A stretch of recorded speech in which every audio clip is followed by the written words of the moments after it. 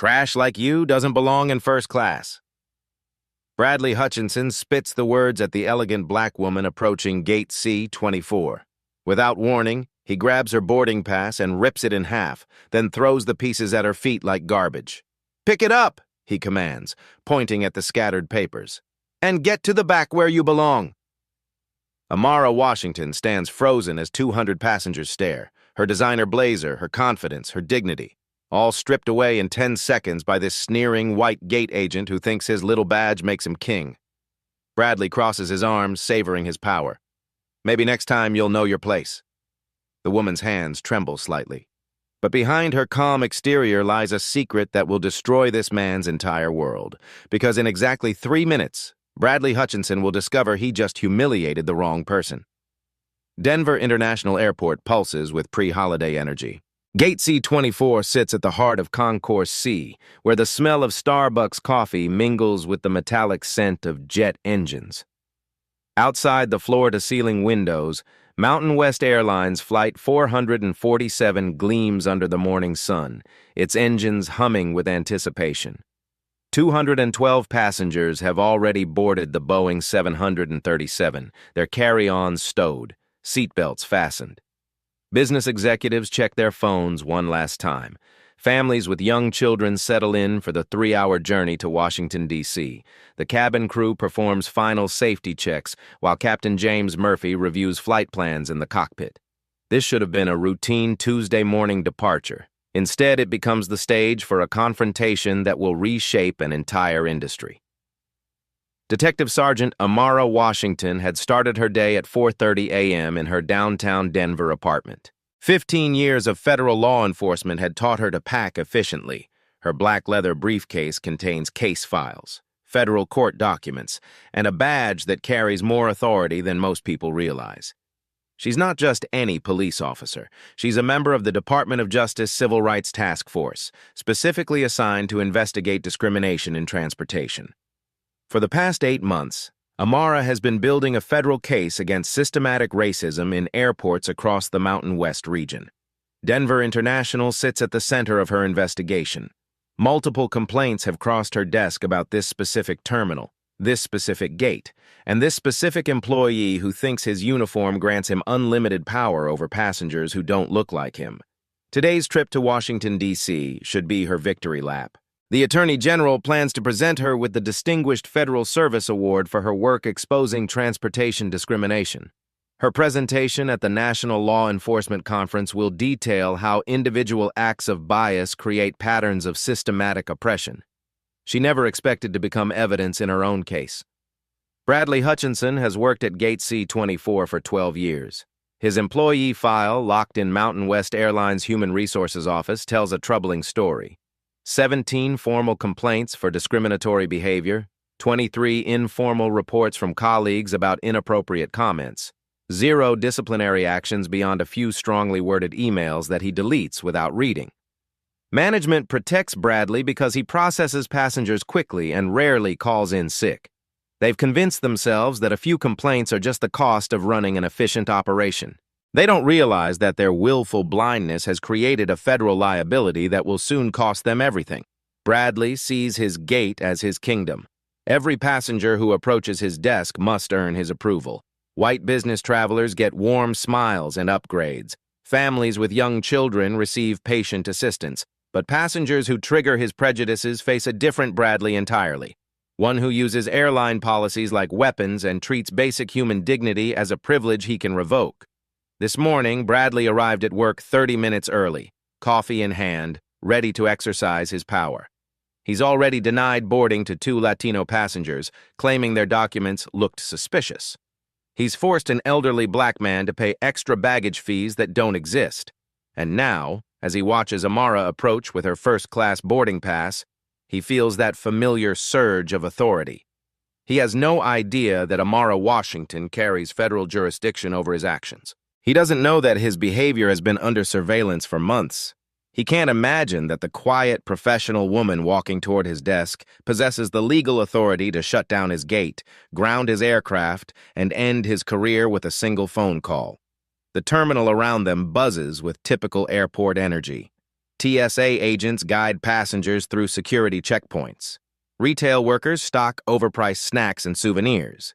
Gate agents at neighboring desks process their own passengers with professional courtesy and basic human respect. But at Gate C-24, something different is about to unfold. The overhead speakers crackle with routine announcements about boarding procedures and baggage claims. Holiday music drifts from nearby restaurants where travelers grab quick meals before flights. The air conditioning system hums steadily, maintaining comfortable temperatures despite the Colorado winter outside. None of the surrounding passengers understand they're about to witness a masterclass in consequences. They don't know that the next 10 minutes will be recorded on dozens of phones, uploaded to social media, and analyzed in federal courtrooms for years to come. Flight 447 sits ready for departure, its passengers reading magazines, adjusting headphones, and checking watches. The cabin crew announces that boarding is complete and the aircraft door will close shortly. Captain Murphy radios air traffic control for pushback clearance. But first, Bradley Hutchinson has one more passenger to humiliate. One more opportunity to prove his power over people he considers beneath him. He just chose the wrong target for the last time. Amara approaches the gate desk with quiet confidence, her federal credentials tucked discreetly in her blazer pocket alongside her boarding pass. The scent of leather from her briefcase mingles with the airport's recycled air as she prepares for what should be a simple boarding process. Bradley's eyes narrow as he watches her approach. To him, she represents everything he despises, a black woman in expensive clothes, carrying herself with dignity he believes she doesn't deserve. His fingers drum against the desk as predatory satisfaction spreads across his face. "Well, well," Bradley announces loud enough for nearby passengers to hear. "Look what we have here. Another welfare queen trying to fly first class on someone else's dime." The words hit the gate area like a slap. Conversations stop mid-sentence. A mother pulls her young daughter closer. Business travelers look up from their phones with expressions ranging from shock to uncomfortable recognition. Amara's training kicks in immediately. Document everything, note witnesses, stay calm. But 15 years of federal law enforcement couldn't fully prepare her for the public humiliation now unfolding. "Excuse me?" she says evenly, extending her boarding pass. "I'd like to board flight 447, please." Bradley snatches the boarding pass with theatrical aggression, holding it up to the light like a detective examining evidence. "First class, huh? Let me guess. Someone else paid for this. Your employer?" The pause drips with insinuation. "I purchased this ticket myself," Amara responds, her voice steady despite the growing audience. "May I board now? The gate agent just announced final boarding." "Not so fast, princess." Bradley tears the boarding pass in half with deliberate slowness, savoring each rip. "This looks fake to me. Probably printed at home." He drops the pieces at her feet like confetti. "Pick those up and get out of my gate area." Carlos Rivera, a 29-year-old Latino gate agent working nearby, feels his stomach twist. He's watched Bradley pull this routine dozens of times, but never this publicly, never this bold. His hand hovers over his radio, torn between intervention and job security. "Sir, I need to speak with your supervisor," Amara says, maintaining professional composure while internally cataloging federal crimes. "You've just destroyed my valid boarding pass without cause." "I don't need a cause, sweetheart." Bradley leans forward, using his height to intimidate. "I've got 12 years protecting passengers from people like you. Security!" His voice booms across the gate area. "Security to Gate C-24!" The crowd grows larger as boarding passengers crane their necks to watch the confrontation. Patricia Stone, a 60-year-old black woman and former federal employee, immediately recognizes the discrimination pattern. Her phone appears in her hands, camera app already recording. "This is unacceptable," Patricia announces to nearby passengers. "Everyone needs to record this." "This is discrimination." Bradley whips around to face Patricia, his authority challenged. "Ma'am, you need to mind your own business or I'll have you removed too. No recording in secure areas." The lie rolls off his tongue easily. He's used fictional policies to silence witnesses before. "There's no law against recording in public spaces," Amara interjects, her legal knowledge showing. "These passengers have every right to document your behavior." "Don't tell me about laws, lady." Bradley's voice rises to near shouting. The only law here is airline policy, and I am airline policy at this gate. He points an accusatory finger inches from Amara's face. You want to know what I think? I think you stole that ticket. I think you're running some kind of scam. On board Flight 447, Captain Murphy notices the delay. What's the holdup down there? He radios to ground control. The cabin crew begins fielding questions from impatient passengers who can see the commotion through the jet bridge windows. Bradley continues his assault, emboldened by his perceived authority. You people always think you can just walk into first class like you own the place. Well, this isn't the welfare office. This is my gate, and trash like you doesn't fly on my aircraft. The racial slur hangs in the air like toxic fog. Several passengers gasp audibly. A white businessman in an expensive suit shakes his head in disgust. 2 college students begin live streaming on Instagram. Sir, you're creating a hostile environment based on race, Amara states clearly, her legal training evident. I'm formally requesting the gate supervisor and asking for written documentation of your refusal to honor my valid ticket. Written documentation? Bradley laughs, a harsh sound that echoes off the terminal walls. Here's your documentation. He grabs her federal ID from where she'd placed it on the counter and waves it mockingly. This fake government ID proves you're running a scam.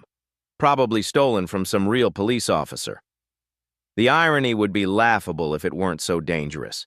Bradley holds Amara's federal credentials while accusing her of impersonating law enforcement. He doesn't recognize the Department of Justice seal. He can't read the federal jurisdiction warnings printed in small text. He sees only what his prejudice allows him to see. That's a federal crime you're suggesting, Amara warns, her patience wearing thin. Impersonating law enforcement carries serious penalties.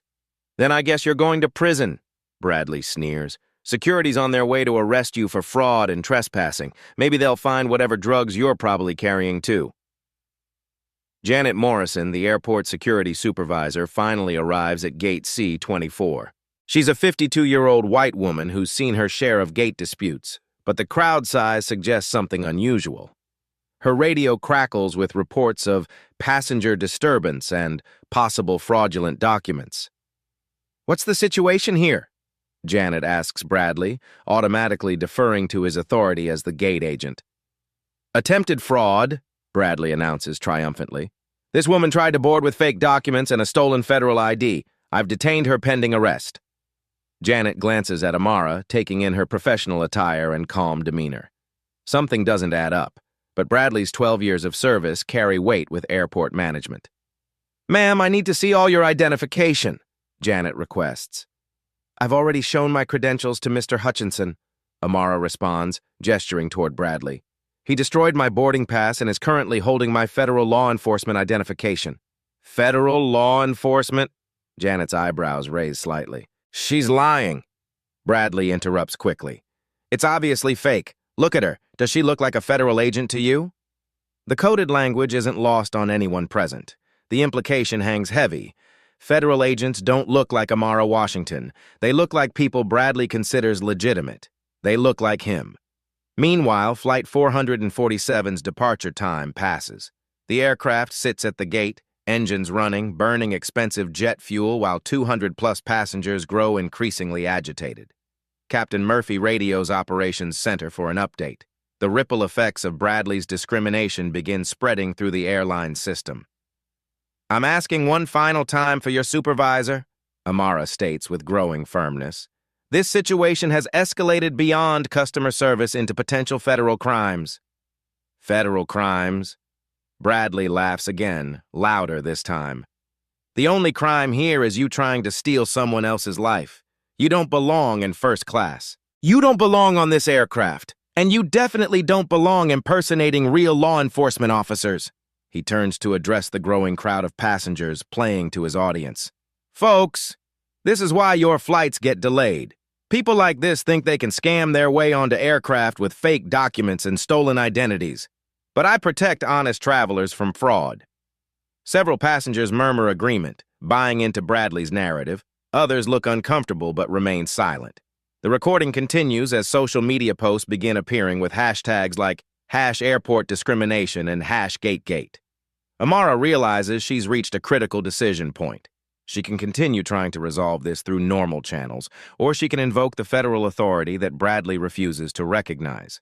Her next choice will determine whether this remains a customer service dispute or becomes a federal civil rights case.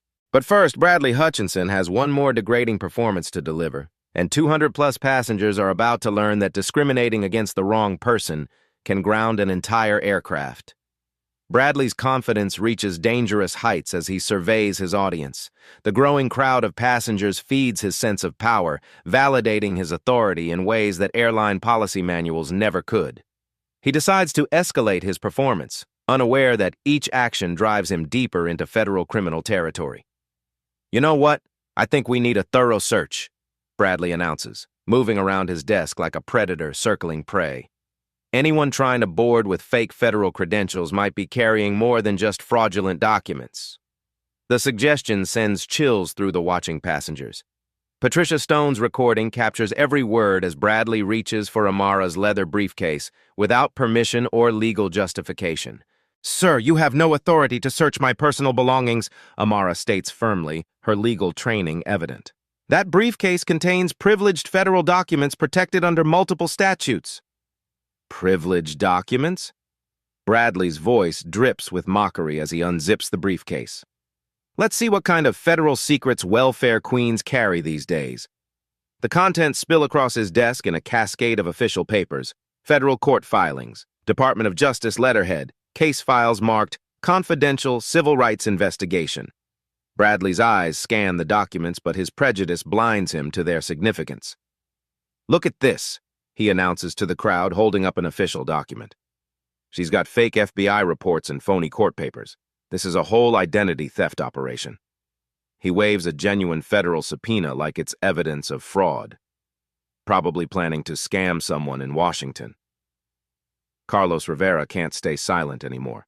"Bradley, man, those documents look real. Maybe we should—" "Shut up, Carlos," Bradley snaps. "This is why you're still junior staff. You can't recognize obvious fakes when you see them."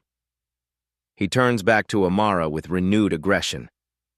"What else are you hiding? Drugs, weapons, stolen credit cards?" Amara's composure begins showing cracks as Bradley rifles through confidential federal documents like they're newspaper clippings. Each page represents months of investigation, witness testimonies, evidence of systematic discrimination. Watching him contaminate federal evidence triggers her protective instincts. "Those documents are property of the United States government," she warns, her voice carrying new authority. "Tampering with federal evidence is a felony." "Federal evidence?" Bradley laughs so hard he snorts. "Lady, the only evidence here is that you're running a con game. Janet, arrest her for fraud and trespassing." Janet Morrison shifts uncomfortably. Something about this situation feels wrong, but Bradley's certainty and the pressure from delayed passengers cloud her judgment. "Ma'am, I need you to step away from the gate area while we sort this out. I'm not going anywhere until someone with actual authority addresses this discrimination," Amara responds, planting her feet. "I demand to speak with airport management and federal security immediately." Her refusal to submit enrages Bradley further. In his worldview, people like Amara should cower when confronted by his authority. Her continued resistance threatens his entire identity as gatekeeper and protector. "Discrimination!" he roars, loud enough to echo through the terminal. "I'll show you discrimination. Security, I want this woman arrested for disturbing the peace, fraud, impersonating a federal officer, and terrorist threats." The escalation shocks even his supporters. Terrorist threats is a phrase that carries serious weight in airports, and several passengers begin backing away nervously. "I never made any threats," Amara states calmly, though her hands clench into fists. "These passengers can verify that. You're manufacturing charges to cover your discrimination." "Manufacturing charges?" Bradley's face reddens with rage. "You threatened federal action against this airport. That sounds like terrorism to me." He turns to the crowd again, playing his trump card. "Folks, this is what domestic terrorists look like. They dress nice, carry fake credentials, and threaten innocent Americans doing their jobs." The accusation crosses a line that makes several passengers visibly uncomfortable. A white businessman in his 50s steps forward. "Excuse me, but that woman hasn't threatened anyone. She's been completely professional while you've been—" "Sir, please step back," Bradley commands. Don't let her accomplices distract you from the real threat. He points at Amara like she's carrying a bomb. I've seen this before. They travel in groups, create distractions, then strike when security is confused. On Flight 447, passenger patience reaches breaking point. The cabin temperature rises as air conditioning struggles with the delayed departure. Children cry while parents demand answers from flight attendants who have no information to provide. Captain Murphy radios Operations Center with growing urgency.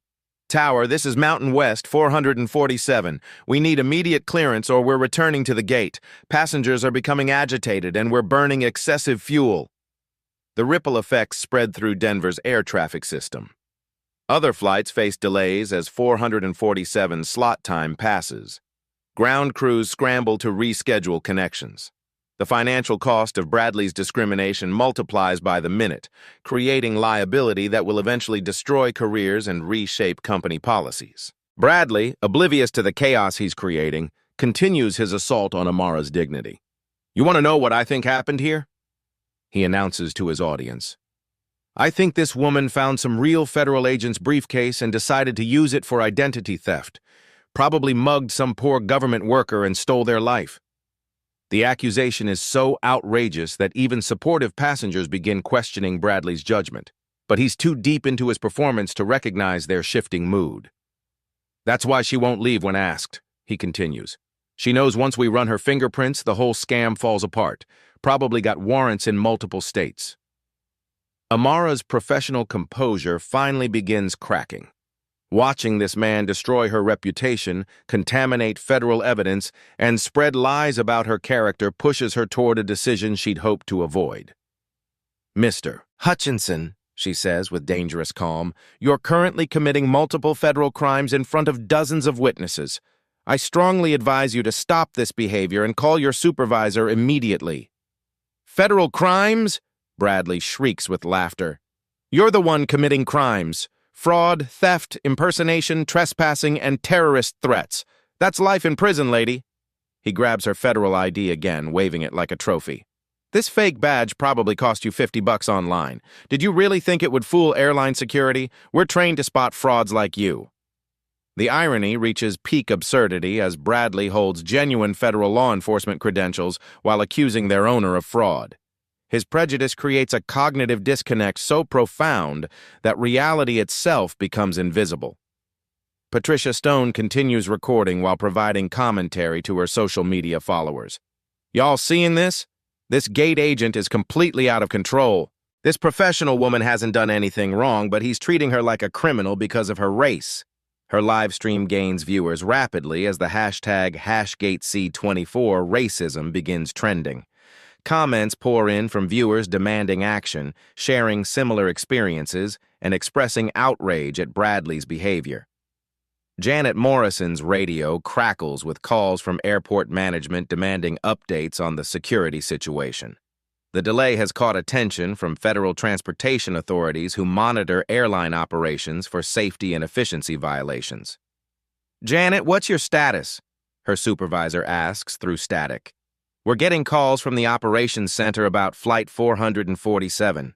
The FAA wants to know why a scheduled departure is sitting at the gate burning fuel. We have a passenger dispute, Janet responds, still unsure how to characterize the situation. Gate agent reports possible fraud and impersonation. Meanwhile, Amara reaches her breaking point. Bradley's contamination of federal evidence, his public character assassination, and his systematic violation of her civil rights have created a situation requiring immediate federal intervention.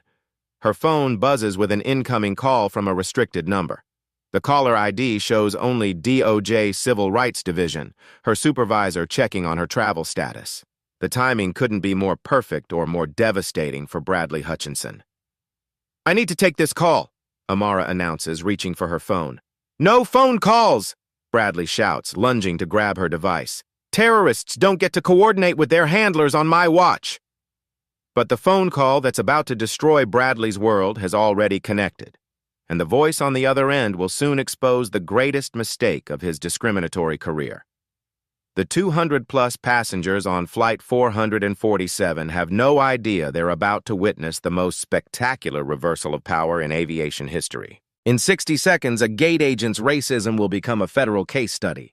In 3 minutes, an entire flight will be grounded by the consequences of one man's prejudice. Bradley Hutchinson is about to learn that the woman he's been humiliating carries the authority to end his career with a single sentence. The phone rings with sharp electronic tones that cut through the terminal noise like a blade. Amara glances at the caller ID, Deputy Chief Martinez, DOJ Civil Rights Division, and realizes this moment will either validate her months of investigation or become evidence in her own discrimination case. "Answer it on speaker," Bradley demands, still clutching her federal credentials like trophies. "I want everyone to hear your accomplice trying to coach you through this scam." Amara's finger hovers over the accept button. In 15 years of federal law enforcement, she's never been in a position where answering her supervisor's call would destroy someone's entire world. But Bradley's relentless humiliation has pushed this beyond personal offense into federal criminal territory. She taps the speaker button. "Detective Sergeant Washington, this is Deputy Chief Martinez." The authoritative voice booms across Gate C-24. "I'm calling to confirm your arrival time for tomorrow's DOJ ceremony. The Attorney General wants to review your civil rights presentation before the awards dinner." The effect is instantaneous and devastating. Bradley's face drains of color like someone pulled a plug. The mocking smile freezes on his lips as his brain struggles to process what he's hearing. Around him, passengers lean forward, sensing the shift in power dynamics. "Deputy Chief, I'm currently experiencing some travel difficulties." Amara responds with professional calm, though her eyes never leave Bradley's horrified expression. "A gate agent at Denver International has confiscated my federal credentials and is preventing my departure to Washington." "Excuse me?" Martinez's voice carries the sharp edge of federal authority. "Someone is interfering with a federal law enforcement officer's official travel. What's your location?" "Gate C-24, Mountain West Airlines Flight 447. Amara responds clearly. "The gate agent has accused me of impersonating law enforcement and is currently holding my DOJ identification." Bradley's hands begin trembling as he stares at the genuine federal credentials he's been waving around like props. The Department of Justice seal, the federal badge number, the official signatures, details his prejudice had rendered invisible, suddenly snap into focus with crystal clarity. "Detective Sergeant Washington, you have full federal authority to handle this situation," Martinez declares through the speaker. "Are you requiring federal backup for civil rights violations?" The words hit the gate area like an explosion. Passengers gasp audibly. Carlos Rivera's mouth falls open. Janet Morrison reaches for her radio with shaking hands. Patricia Stone's camera captures every second of Bradley's psychological collapse. "Sir, I believe federal intervention is necessary," Amara responds, her voice carrying new authority that makes everyone present understand the power shift has occurred. "I'm documenting multiple civil rights violations, destruction of federal property, and interference with federal law enforcement operations." Bradley tries to speak but only manages a strangled whisper. I didn't know. You can't be." "Mr. Hutchinson," Amara interrupts, finally using his name with the weight of federal authority behind it. "By the power vested in me by the United States Department of Justice, I am placing you under federal investigation for civil rights violations." She turns to address the growing crowd with calm professionalism. "Ladies and gentlemen, I am Detective Sergeant Amara Washington with the DOJ Civil Rights Task Force. For the past 8 months, I've been investigating discrimination complaints at this airport. Today's incident will be added to our federal case file." The revelation sends shockwaves through the assembled passengers. Phones emerge as people realize they're witnessing federal law enforcement in action. Social media posts explode with updates as the story takes on national significance. "Furthermore," Amara continues, her voice carrying across the terminal, "I am invoking federal emergency authority to shut down Gate C-24 pending criminal investigation. Flight 447 is hereby grounded until this matter is resolved." The announcement hits like a thunderbolt. 200 passengers who were expecting to reach Washington in 3 hours suddenly understand they're stranded by one man's racism. Captain Murphy's voice crackles over the gate intercom, demanding an explanation for the delay. Bradley finally finds his voice, but it emerges as a pathetic whimper. I'm sorry, I didn't mean... I was just doing my job. Your job doesn't include destroying federal documents, making false arrests, or discriminating against passengers based on race. Amara responds with surgical precision. Every action you've taken in the past 30 minutes constitutes a federal crime. Janet Morrison steps forward, her face pale with understanding. Detective Washington, I apologize for any misunderstanding. I had no idea. Miss Morrison, you deferred to discrimination without question, Amara interrupts. Your behavior will also be included in our federal report. Through the speakerphone, Deputy Chief Martinez's voice cuts through the chaos. Detective Washington, I'm dispatching federal agents to your location. Expect backup within 15 minutes. Document everything. Bradley slumps against his desk as the magnitude of his situation becomes clear. 12 years of protected discrimination have just become evidence in a federal prosecution. His casual racism, his abuse of power, his systematic targeting of passengers based on race, all of it captured on multiple cameras and witnessed by hundreds of people. The federal agents will process the crime scene and interview witnesses, Amara announces to the crowd. Flight 447 passengers will be accommodated on alternative flights at airline expense. This delay is the direct result of Mr. Hutchinson's criminal behavior. The power reversal is complete. The man who spent 30 minutes humiliating a federal law enforcement officer now faces federal prosecution, career destruction, and public disgrace. The woman he tried to degrade stands revealed as someone with the authority to ground airplanes and shut down airport operations. But this is only the beginning of Bradley Hutchinson's consequences. The federal agents arrive like a thunderstorm, black SUVs screeching to the terminal curb, badges flashing, radios crackling with urgent communications. Special Agent Rebecca Carter leads the team through Gate C-24 with military precision, her presence transforming the area into an active crime scene. Detective Washington, are you secure? Agent Carter asks, her eyes scanning for threats while other agents begin cordoning off the gate area with yellow tape. Secure and documenting federal crimes, Amara responds, gesturing toward Bradley, who stands frozen against his desk like a deer in headlights. Mr. Hutchinson has spent the last hour committing civil rights violations in front of 200 witnesses. The sight of federal agents sends shockwaves through the terminal. Passengers gather at safe distances, phones recording as the full weight of federal law enforcement descends on Gate C-24. The holiday decorations and cheerful music create a surreal contrast to the unfolding arrest. Agent Carter approaches Bradley with handcuffs ready. Bradley Hutchinson, you're under arrest for federal civil rights violations, obstruction of justice, and interference with federal law enforcement operations. Wait, please! Bradley's voice cracks like a teenager's. Sweat pours down his face as he realizes his 12-year career is ending in federal custody. I made a mistake.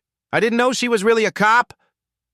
You have the right to remain silent, Agent Carter continues, unmoved by his pleas. The metallic click of handcuffs echoes through the gate area as Bradley's wrists are secured behind his back. Anything you say can and will be used against you in a court of law.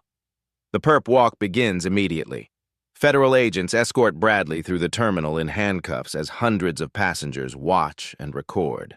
His rumpled uniform and tear-stained face create a pathetic image that will soon appear on news broadcasts nationwide. I'm sorry, he shouts desperately to anyone who will listen. I was just doing my job. I protect passengers. I didn't mean for this to happen. But his protests fall on deaf ears. Passengers who witnessed his hour-long assault on Amara's dignity show no sympathy for his downfall. Several applaud as he's led away. Others shout encouragement to the federal agents. That's what racism gets you, Patricia Stone calls out, still recording. Federal prison. Behind the scenes, Mountain West Airlines executives scramble into crisis mode. CEO Robert Kellerman receives the call while playing golf at his country club. One of their employees has just been arrested by federal agents for civil rights violations, and Flight 447 sits grounded with 200-plus furious passengers. How bad is this? Kellerman asks his legal counsel over speakerphone as he abandons his golf game. Catastrophic, comes the reply. Social media is exploding. The stock price is already dropping. and the DOJ says this is part of a larger investigation into systematic discrimination. Within minutes, Kellerman's helicopter lifts off from the country club, rushing him toward Denver International for emergency damage control. But the damage spreads faster than any executive can contain. On Flight 447, passengers demand immediate explanations from flight attendants who have no information to provide. Captain Murphy's announcements become increasingly frustrated as he explains the federal investigation delaying their departure. "Ladies and gentlemen, we're experiencing an unusual delay due to federal law enforcement activity at our gate," he announces over the intercom. "We'll provide updates as soon as possible." The cabin temperature rises as air conditioning systems struggle with the extended ground time. Children cry while parents check phones for alternative travel arrangements. Business executives miss important meetings. Families face ruined vacation plans. The economic ripple effects of Bradley's discrimination spread through hundreds of lives. Janet Morrison faces immediate suspension as airport security reviews her handling of the situation. Her 12-year career hangs in the balance as federal agents question her deference to Bradley's discrimination. "Why didn't you verify the federal credentials?" Agent Carter asks during her interview. I trusted Bradley's assessment," Janet stammers. "He said they were fake. Did you examine them yourself?" "No, I should have, but..." Her suspension becomes termination within hours as airport management realizes her complicity makes the situation legally indefensible. Carlos Rivera becomes the star witness, his testimony providing crucial evidence of Bradley's pattern of discrimination. "I tried to warn him," Carlos tells federal investigators. "I saw the federal documents. I knew something was wrong, but Bradley never listens to anyone." Meanwhile, Amara coordinates with federal agents while Mountain West executives arrive for emergency meetings. CEO Kellerman approaches her with visible desperation, flanked by lawyers and public relations specialists. "Detective Washington, we sincerely apologize for this incident," Kellerman begins. "Mr. Hutchinson's behavior does not represent our company values." "Mr. Kellerman, your company has protected Mr. Hutchinson despite 17 formal discrimination complaints," Amara responds with federal authority. "This incident represents exactly what your company values until now." The executive team realizes they're facing a federal civil rights investigation that could destroy their airline. Stock prices plummet as news broadcasts begin featuring Bradley's arrest footage. Social media explodes with #JusticeServed hashtags and calls for boycotts. Bradley Hutchinson's hour of power has become a lifetime of consequences. 6 months later, the federal courthouse in Denver becomes the stage for justice that will reshape an entire industry. The mahogany-paneled courtroom fills with reporters, civil rights advocates, and passengers from Flight 447 who traveled from across the country to witness Bradley Hutchinson's reckoning. U.S. District Judge Margaret Torres presides over the most comprehensive transportation discrimination case in decades. The evidence table groans under the weight of documentation. Videos from 37 passenger phones, airport security footage, federal investigation files, and testimonies from 247 witnesses. The defendant, Bradley Hutchinson, stands accused of 12 federal felony counts, Judge Torres announces, her voice carrying the weight of constitutional authority. Civil rights violations, conspiracy to deprive rights under color of law, obstruction of justice, and destruction of federal property. Bradley sits at the defendant's table, looking 20 years older than his booking photo. Federal prison has stripped away his arrogance, leaving behind a broken man who finally understands the magnitude of his crimes. His court-appointed attorney shuffles papers nervously, knowing the case is unwinnable. Federal prosecutor Lisa Carter presents evidence that exposes not just Bradley's individual racism, but Mountain West Airlines' systematic protection of discriminatory employees. Ladies and gentlemen of the jury, this case represents more than one man's prejudice. It reveals institutional corruption that enabled federal crimes for over a decade. The prosecution's evidence is overwhelming. Bradley's employee file contains 17 formal discrimination complaints spanning 12 years, each one dismissed or ignored by management. Email chains show executives joking about problem passengers and praising Bradley for keeping undesirables off our flights. Former CEO Robert Kellerman takes the witness stand in handcuffs, facing his own federal charges for conspiracy and cover-up. His country club confidence has evaporated under federal prosecution pressure. Did you personally review discrimination complaints against Mr. Hutchinson? Prosecutor Carter asks. I may have seen some reports, Kellerman mumbles, avoiding eye contact with the jury. According to these emails, you called him our best gate agent for handling difficult passengers. What did you mean by difficult? Kellerman's silence speaks volumes. The jury sees through his evasions to the ugly truth underneath. Amara's testimony becomes the prosecution's centerpiece. She takes the stand in her federal dress uniform, medals gleaming under courtroom lights, projecting the authority Bradley refused to recognize. Detective Washington, please describe your qualifications for the jury, Prosecutor Carter requests. 15 years of federal law enforcement, specialized in civil rights violations. Graduate of the FBI National Academy, currently leading the DOJ Transportation Discrimination Task Force. Her credentials fill several minutes, each achievement highlighting Bradley's willful blindness. What was your reaction when Mr. Hutchinson accused you of impersonating a federal officer? I documented it as evidence of systematic bias. He saw a black woman and immediately assumed criminality despite clear federal credentials identifying my authority. The defense attempts character assassination, suggesting Amara overreacted to standard security procedures. But video evidence destroys their arguments. Jurors watch Bradley's hour-long assault on her dignity with visible disgust. Patricia Stone's recording becomes Exhibit A, viewed on courtroom monitors as Bradley's voice echoes through speakers. Trash like you doesn't belong in first class. The audio captures his gleeful cruelty, his systematic dehumanization, his federal crimes committed with theatrical pride. Carlos Rivera's testimony reveals the culture of fear that protected Bradley's discrimination.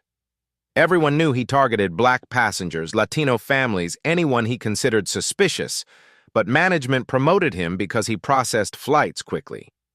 Did you ever report his behavior? Once. My supervisor told me to mind my own business if I wanted to keep my job. The 200-plus passengers from Flight 447 form a chorus of witnesses, each testimony adding weight to the prosecution's case. Business executives describe missed meetings costing hundreds of thousands in lost deals. Families detail ruined vacations and traumatized children. The economic damage spreads far beyond airline liability into human suffering. Dr. James Morrison, Patricia Stone's husband and a federal civil rights historian, provides expert testimony about transportation discrimination's historical context. Mr. Hutchinson's behavior represents the same systematic exclusion that federal law was designed to eliminate. His actions weren't individual prejudice. They were institutional terrorism designed to keep certain people from accessing public accommodations. The defense crumbles under prosecutorial pressure. Bradley's attorney attempts a mental health defense, claiming stress and overwork caused temporary insanity. But federal investigators present evidence of his calculated behavior, the systematic targeting, the practiced lies, the deliberate humiliation tactics refined over years of protected discrimination. Mountain West Airlines faces parallel prosecution for institutional conspiracy. The corporate trial reveals executive emails discussing passenger demographics and maintaining brand image. Code words for racial exclusion become evidence of federal conspiracy reaching the highest corporate levels. The company's $2.8 billion market valuation collapses as investors flee the discrimination scandal. Stock prices drop 67% as boycotts spread nationwide. Federal authorities freeze corporate assets pending criminal resolution. Judge Torres delivers sentencing with constitutional authority that echoes through legal history. Mr. Hutchinson, your crimes represent more than individual prejudice. You used the power of your position to systematically violate the civil rights of American citizens. You turned a place of public accommodation into a platform for racial terrorism. Bradley stands trembling as his fate is pronounced. I sentence you to 8 years in federal prison, followed by 5 years of supervised probation. You are permanently banned from employment in transportation industries and ordered to pay $3.2 million in restitution to your victims. The courtroom erupts in applause as justice is finally served. Bradley collapses into his chair, the reality of federal prison crushing his remaining spirit. 8 years of his life forfeit to pay for 30 minutes of discrimination. Mountain West Airlines accepts a federal plea agreement requiring $125 million in penalties, 5 years of DOJ oversight, and complete restructuring of hiring and training policies. The company that once protected Bradley's racism became a model for civil rights compliance under federal supervision. Kellerman receives his own federal sentence, 3 years prison for conspiracy and cover-up. His country club memberships are revoked, his corporate boards resign him in disgrace, his legacy forever tied to institutional racism. The ripple effects transform the entire aviation industry. Congress passes the Transportation Civil Rights Enhancement Act, establishing federal monitors at major airports and creating criminal penalties for systematic discrimination. Bradley's case became the foundation for the strongest civil rights legislation in 60 years. Amara receives the Presidential Medal of Freedom for her courage in confronting institutional discrimination. Her case study becomes a required curriculum in law enforcement academies nationwide, teaching officers how individual courage can dismantle systematic oppression. The 200-plus passengers from Flight 447 win a $47 million class action settlement, with funds distributed based on documented damages from Bradley's discrimination.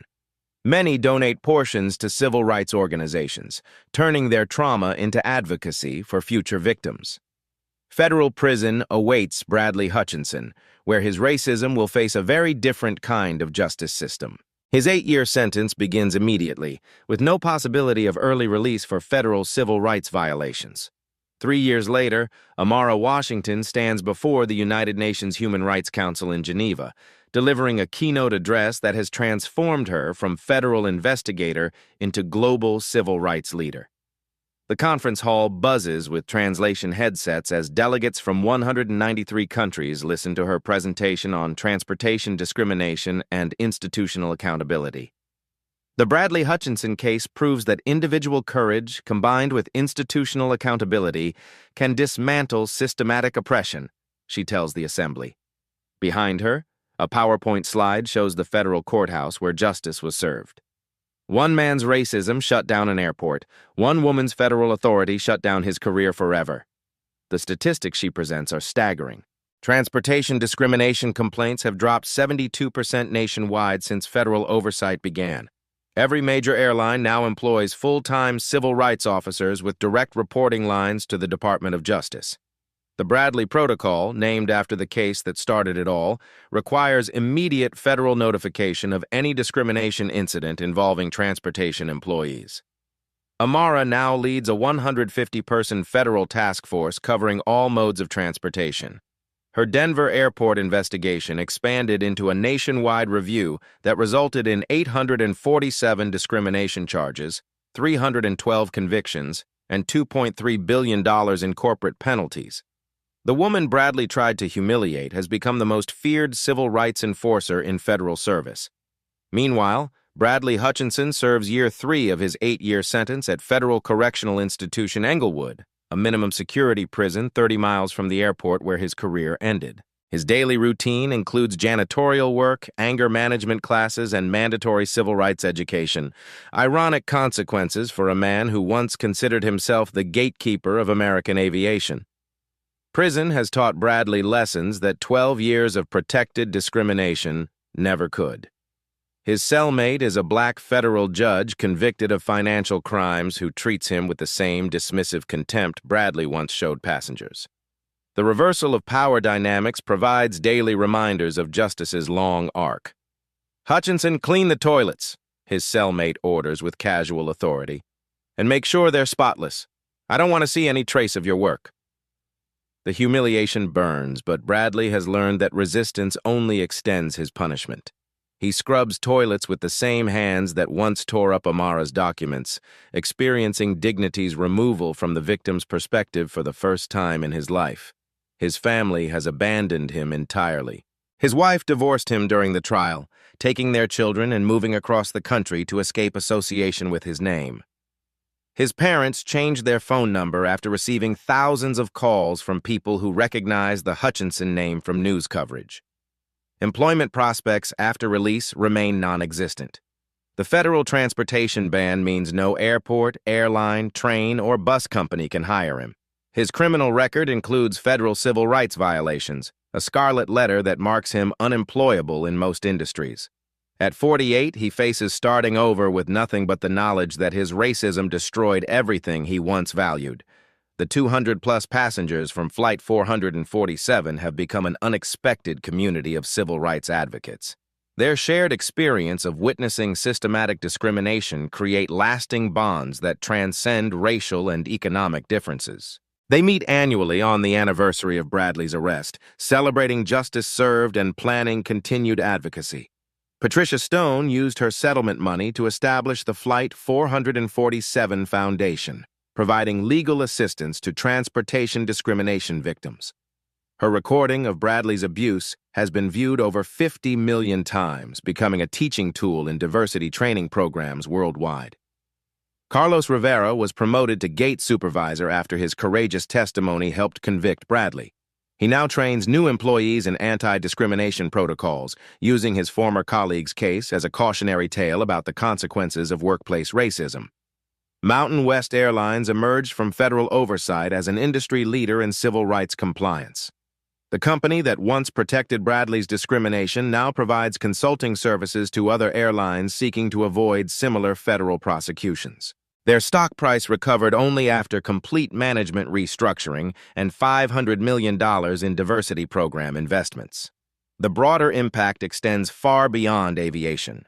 The Hutchinson case established legal precedents used in housing, employment, and education discrimination prosecutions. Federal courts cite Amara's courage and Bradley's consequences in hundreds of subsequent civil rights cases. But perhaps the most important legacy lies in changed behavior. Airport employees nationwide understand that discrimination carries federal criminal penalties, not just employment consequences. The viral nature of Bradley's downfall created deterrent effects that policy manuals could never achieve. Today, a gate agent who considers discriminating against a passenger remembers Bradley Hutchinson's perp walk through Denver International Airport. They remember his 8-year federal sentence. They remember that the quiet, professional passenger they're considering targeting might carry federal authority to destroy their entire life. Your role in this justice.